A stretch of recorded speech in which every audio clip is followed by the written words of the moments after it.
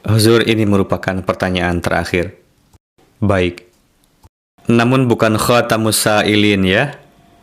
Ini pun merupakan poin yang perlu saya sampaikan kepada Anda, yakni ketika saya menempuh pendidikan di University of London, ada seorang dosen kami, dosen bahasa Arab. Beliau bernama Mr. Hawkins. Beliau pernah meminta kami untuk menerjemahkan suatu kalimat yang berbunyi, si Fulan merupakan khalifah terakhir di kalangan Banu Umayyah. Lalu secara sengaja saya menerjemahkannya ke dalam bahasa Arab sebagai berikut, Kana khatamul khulafa min khulafa Bani Umayyah. Yakni orang tersebut adalah khatamul khulafa dari kalangan Bani Umayyah. Lalu dosen saya mencoretnya. Lalu saya berpura-pura tidak tahu dan menemui kawan yang berkebangsaan Arab. Saya katakan kepada kawan saya itu, ternyata dosen kita ini tidak paham bahasa Arab ya? Katanya, oh tidak, beliau pakar bahasa Arab. Lalu saya katakan, coba lihat, saya menerjemahkan bahwa orang itu merupakan khatamul khulafa dari kalangan Bani Umayyah, yakni terakhir dari sisi masa dan waktu.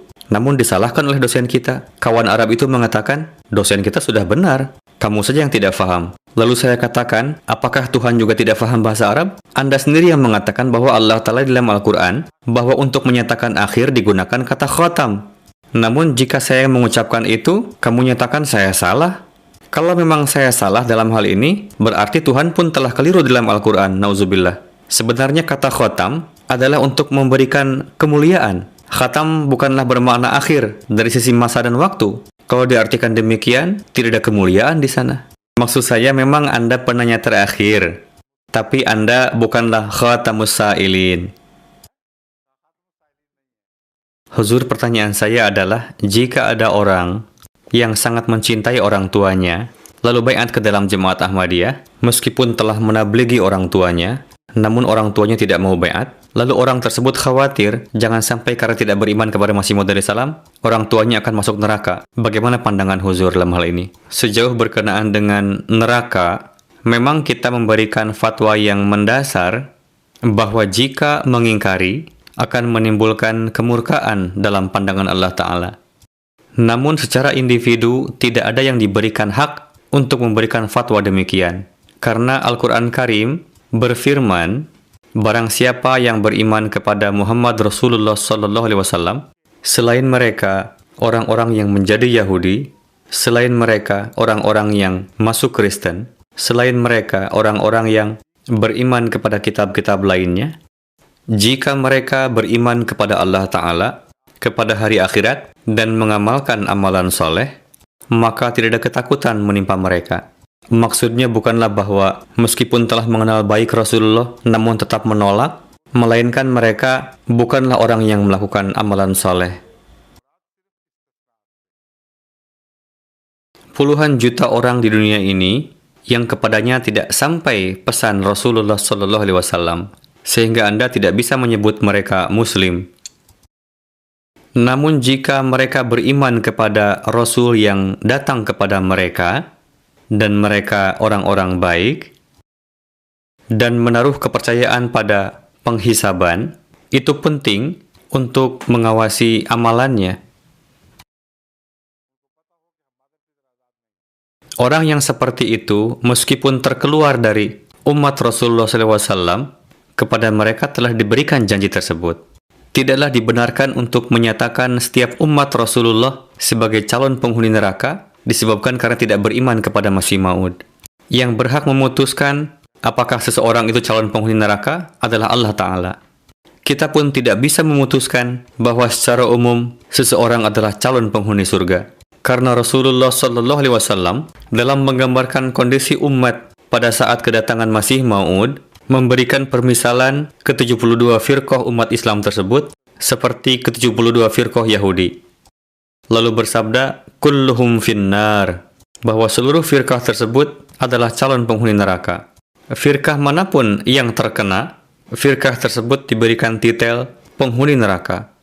Yang artinya sama sekali bukanlah bahwa setiap individu dalam firqah tersebut adalah calon penghuni neraka. Salah satu di antara banyak maknanya adalah kulluhum finnar, api menyala di dalam diri mereka. Bisa jadi api perselisihan, kegelisahan, tidak mendapatkan kedamaian, dan sedemikian rupa banyak kekeliruan di dalam akidahnya, sehingga tidak memiliki kebiasaan yang dimiliki oleh penghuni surga. Tidak ada mufakat, tidak teguh di atas tauhid. Semua hal ini, perselisihan yang merupakan perselisihan perihal keagamaan, memberikan fatwa bahwa ia adalah calon penghuni neraka. Sekurang-kurangnya di dunia ini mengarungi kehidupan sejenis neraka. Namun meskipun demikian, sama sekali tidak dibenarkan jika ada seorang Ahmadi yang menyatakan atau beranggapan bahwa seorang Muslim non-Ahmadi adalah calon penghuni neraka. Bahkan mungkin saja di antara para Ahmadi pun, meskipun telah menyatakan baiat, namun perilakunya memperlihatkan bahwa dia calon penghuni neraka. Hadrat Masih Maud Islam telah menyampaikan secara jelas bahwa dengan hanya baiat saja, jangan beranggapan kalian sudah aman. Jika kalian melakukan amalan yang dapat menarik keridhaan Allah Ta'ala, maka bagi kalian ada kabar suka surga. Jika tidak, tidak. Perlu saya jelaskan di sini bahwa jika ada orang yang memberikan pemahaman kepada kedua orang tuanya, namun orang tuanya tetap tidak mau beriman, lalu anak tersebut berdoa kepada Allah Ta'ala, memohon kepada Allah Ta'ala, tidak lebih dari itu yang dapat dia lakukan, anaknya tidak dapat menyelamatkan orang tuanya karena kecintaannya itu. Namun tidaklah dibenarkan jika sang anak menyatakan bahwa orang tuanya itu adalah calon penghuni neraka, karena keputusan tersebut akan diberikan pada hari kiamat. Setiap orang menganggap dirinya baik.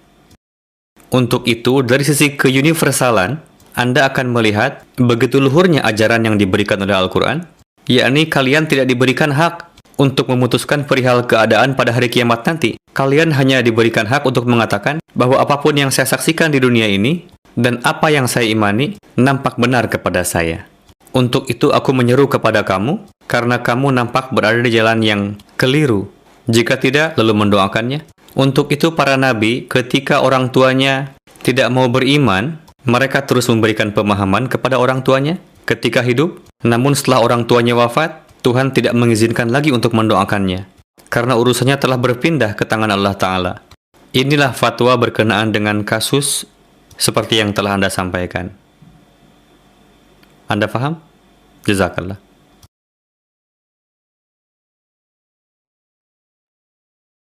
Mohon maaf.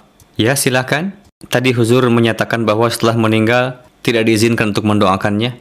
Maaf, saya lupa untuk mengatakan bahwa itu kasus untuk orang tua yang wafat dalam keadaan musyrik. Karena yang ada di benak saya adalah berkenaan dengan Nabi Ibrahim alaihissalam. Karena pada umumnya hal ini sudah difahami. Allah Ta'ala berfirman, orang tua yang meninggal dalam keadaan syirik tidak diizinkan untuk mendoakan mereka.